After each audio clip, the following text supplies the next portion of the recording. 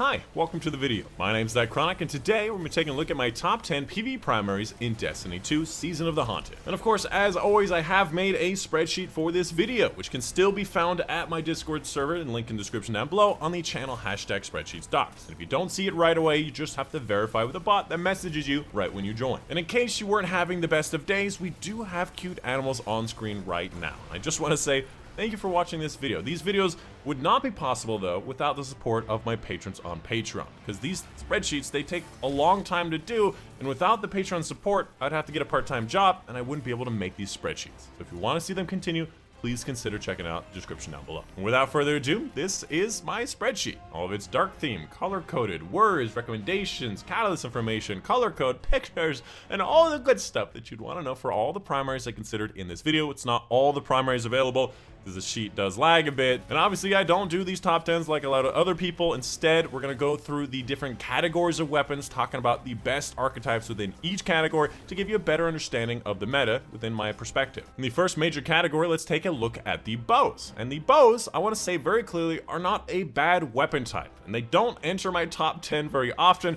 because they're somewhat difficult to rate, because in my opinion, they're only really that useful in the highest level play. They have infinite range and are often part of the artifact, and they can be very useful, but in closer range, in lower level content, they don't feel that satisfying or not often worth using over Scout Rifle. Although I will say that Takus and Trinity are some of the most fun weapons to use in the game, with big explosions, lots of lightning, especially when you get that catalyst on Trinity. Real quick, for the only fusion rifle in primary is going to be Vex Mythoclast, still actually a decent option to use, still has that linear shot that gives you special ammo damage options, and that new Warlock boots does make it a little bit better, but not top 10 worthy and not worth the exotic slot. The only primary ammo grenade launcher, Fighting Lion, pretty much the same reason I say every single time. Special ammo grenade launchers are good, they do more damage, and they very rarely run out of ammo, and they are legendary. Why would I use a Fighting Lion? Up next, let's talk about sidearms. Now let's get this out of the way.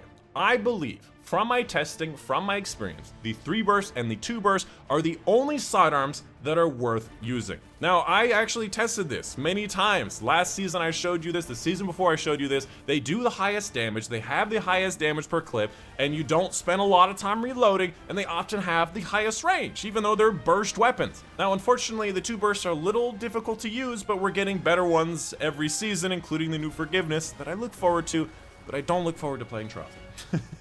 Now specifically, I think the 3 bursts are the best because they have a really big mag, allowing you to get a lot of kills per clip while not really having a poor range. We do even have a new one this season in the form of Trespasser, and although Trespasser is very different than the 3 bursts because it has that super burst, which apparently does like 230,000 damage, a ridiculous output, it is a bit finicky, and you do have to kill the target. In the highest level, you may not be able to just kill that target, so it's a very fun burst sidearm to have, but not insane. And the other sidearm worth using is going to be Traveler's Chosen. That with Monte Carlo are very good ability-based stuff that can give you your abilities for whatever build you're using, and it's definitely something that are worth getting and using. After that, let's talk about these Scout Rifles. Now, these Scout Rifles have a very similar application as the bows. They have very long range, but they're very poor in close range, especially if you end up missing a bit, which they have a very poor aim assistance cone in close range versus long range. That being said, I don't think that Scout Rifles are bad. In fact, they are part of the artifact this season, last season, and I think even this season before that. And they're definitely something that you need to get a good one of,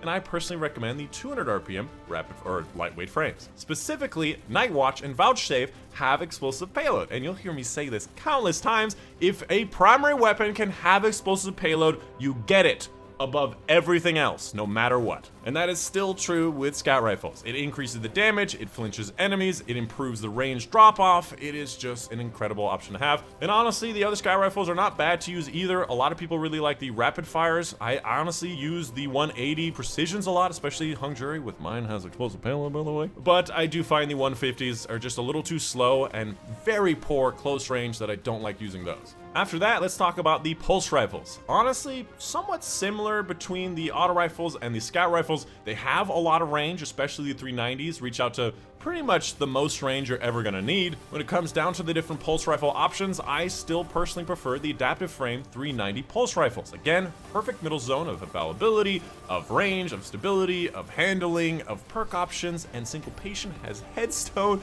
pretty much at level 1, so that's really fun. Hey, that rhymed. I'm a poet and I didn't even know it.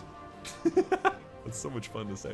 However, I would also recommend the 540 rapid fire frames, especially when we got Peace of Mind last season, which is a craftable item. We got Horror's Lease this season, which seems like it's going to be incredible with incredible perk options and stats. It seems like the rapid fires are still a good option, although I still think 390s for Grandmasters are going to reach out to more range. It's going to be more worth it. And also say that most of the other pulse rifles are also not bad. The BXR, the lightweight 450s, the aggressive 450s are excellent option, but I do have to pick 10 for my top 10. Up next, let's take a look at the auto rifles, which are honestly one of the better weapon types in the game. In fact, at number 3, we have the 600 adaptive frames. Now, firstly, as most people probably know, auto rifles are simple and they're easy to use, and they occupy a very good set of range, anywhere from close to long range. They're very comfortable. When it comes down to the auto rifle options, the controversial pick, I think the 600 RPMs are better than the rest in almost every way. First of all, adaptive frame means it has good range, good stability, good handling, and these all have good perk options for both kinetic and the energy slot. And on top of that, it also has a really good magazine size. Especially with auto rifles, your mag size matters a lot, and these 600 RPMs have really good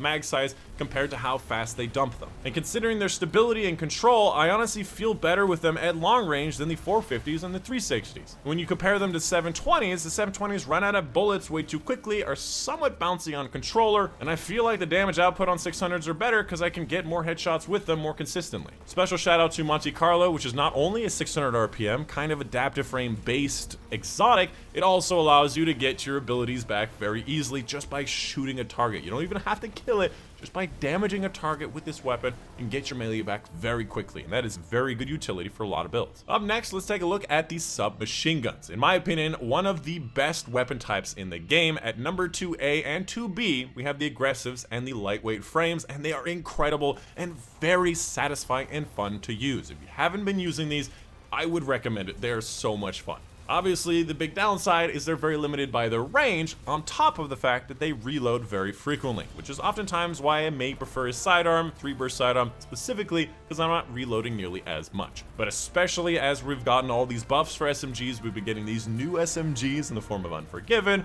of Submission, of Callous Mini Tool, of Funnel Web. Incredible options across the board, and they're just really fun to use. And I also want to give an honorable mention to Osteostriga. Although not technically in my top 10, if it weren't for the fact that it's part of the Witch Queen Deluxe Edition, which is kind of annoying, I would probably put it in my top 10. Especially considering how effective it is. It allows you to hit so many enemies at the same time with the poison effect. It stuns them. It's easy to get. You don't even have to get a kill to pop that poison just by getting precision hits. It's auto aim.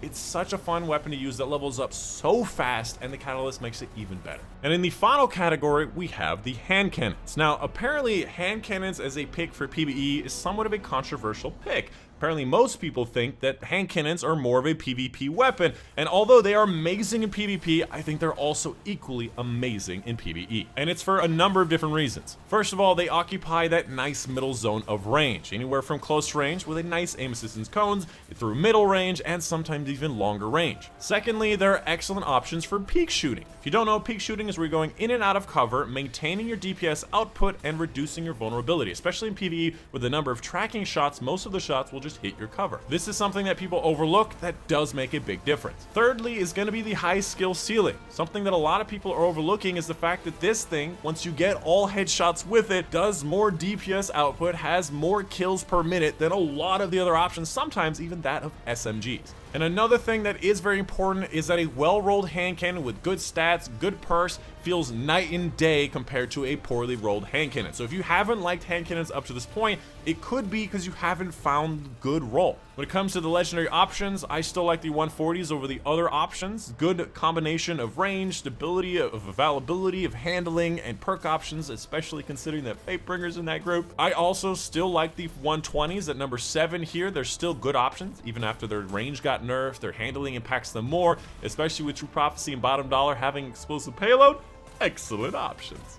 The 180s, unfortunately, they fire a little too quickly, covering your shot a lot, and honestly their mag isn't big enough, and peak shooting is more difficult with them. When it comes down to the cream of the crop, I have chosen 3 specific hand cannons, Ice Luna, Fatebringer, and Palindrome, for very important reasons. Firstly, Palindrome has the best set of stats on any hand cannon in the game. I've gone over all of the different stats, and that's the one that I feel the best about, and it has a good set of perks if you can get them, which obviously Being an adept, Nightfall drop may take some time. Fatebringer, I think, is probably the best. Firstly, has really good stats, just shy of what Palindrome has, and it also has explosive payload plus frenzy. And if you don't understand why that's important, you have to look at the perk options across the board. There are not very many weapons that have 2 damage perks at the same time, like explosive payload and frenzy, which are insane perks to have together. And finally, Ice Luna, which already has a good set of stats off the base. It feels good to use at range, stickiness, etc. And it has Headstone, which Headstone works really well with stasis builds,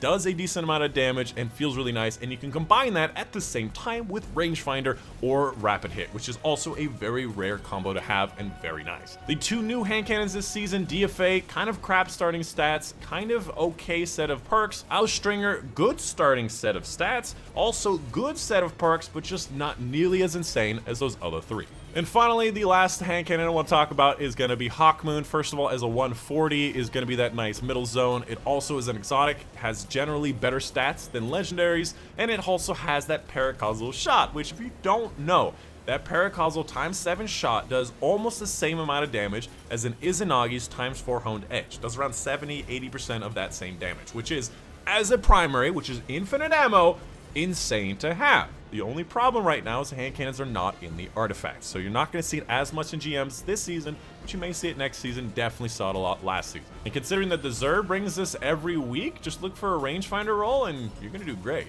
And again, just a real quick note, there are cute animals on screen right now, and these spreadsheets and videos, again, would not be possible without my support on Patreon. So if you want to see them continue, link in the description down below. But that's going to be the end of it. Hope you guys did enjoy. My name is Dychronic, and I'll see you guys on the next one.